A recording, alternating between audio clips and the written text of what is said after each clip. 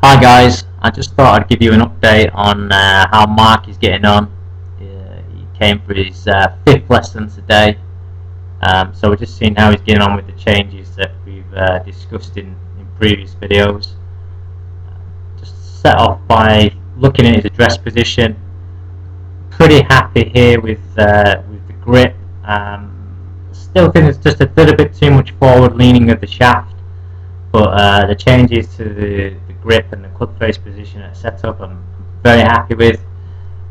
Feedback from him has been pretty good. Says he's hitting a lot better, not as many shots off to the right, which is great. Obviously still a little bit inconsistent, but overall pretty pleased. Let's just swing Mark up to the top here. You can see it's in a pretty decent position here, the club face at the top. Position that I like and I try and teach people into, so that's pretty good. We just have a watch here into the downswing, and as Mark starts to pull down here, we're just going to see some issues start to arise.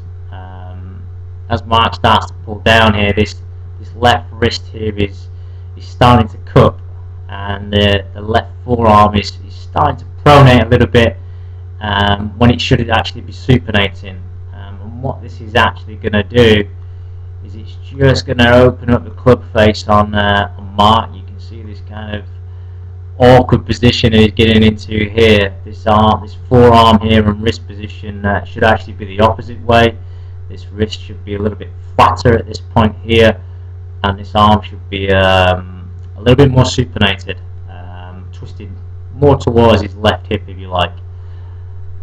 And obviously, because it's the opposite way, what it does is it has the reverse effect of, instead of closing the face, this actually opens the face. So you can see that this club face down here is still quite open, and what that means is he's just going to release this club again a little bit early. Bottom of the swing is occurring about here now, and again this club is going to be flipped past the hands just to try and square it. You can see how kind of awkward this looks through the hitting here. The left arm is pretty much completely broken down, and the right hand and the right wrist here has really taken over. So just swinging back up into this position here, this is the position where we've changed Mark's grip and we've changed his club face a little bit at the top to try and get rid of some of this opening issues. But the grip on its own doesn't necessarily make you hit it straight. It doesn't get rid of all the possible reasons of why the ball could go right and you could still flip it like this. The stronger grip just negates some of the twisting. If you've got a weaker grip or more of a neutral grip, then you have to twist it much more than what I'm going to show you Mark's going to have to do in a second. So over here on the right hand side, I've got myself for a bit of a demo on this one here, and if I just swing myself up to the top, there's a couple of ways around this problem of the wrists and the forearms going the wrong way. If we just get Mark up to the top here, we can see he's got quite a cupped left wrist. So one of the ways we discussed with Mark is he can flatten out this wrist joint here and almost take out the cupping at the top of the swing. It would save him having to try and twist it back here from his cup position. But if you look over here at mine on the right hand side here, you can see that the left wrist is a lot flatter.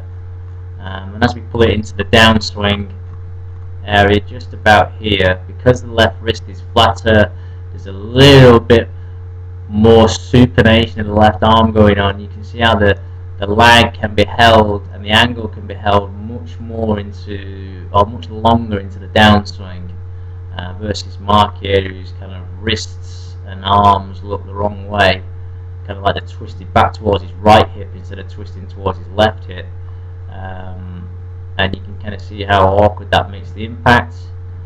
If we reverse that and we can get this left arm to supinate and this left wrist to flatten out or bow a little bit, you can hold that angle right until the last second and getting the left arm to kind of release in this straight line instead of looking quite awkward and broken down through the hitting area here.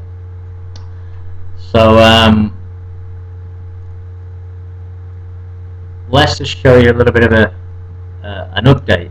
So this was probably after about 15 minutes of hitting. We were doing a little bit of the supination of the arms and a little bit of the twisting on the way down. So we're just going to get you back into the halfway down position again here, just where you can see the wrist is cupped and the left forearm here is pronated and his club face is opening. And personally, I think this is an excellent job. This is only after 15 minutes of practicing or so, and you can see the difference in the angle of the wrist joint here. You can see this left wrist is much flatter, this left forearm here is more supinated, and you can kind of see how the angle is being held. And the biggest difference, if you look closely, is in the club face. I mean, look at the difference in the club face. This is much more open here on the left hand side. You can almost see how this one on the right hand side here is looking down at the ball, and because it's looking down at the ball, Mark can hold the angle a little bit longer and release it later. If you look at it into the impact there, it looks so much better, much more of a later hit versus if you look at the arms at this point here, and the club face position, it's so different, it's untrue. And much squarer hit. You can see going through the ball there, just a little bit of closing going on. Obviously we've not got rid of all of the early releasing, but you know, in 15 minutes this is such a huge difference in closing down that club face and having to rely less on flipping it round to try and square it. So just a bit of an update for you guys, just so you can see what the correct movements are.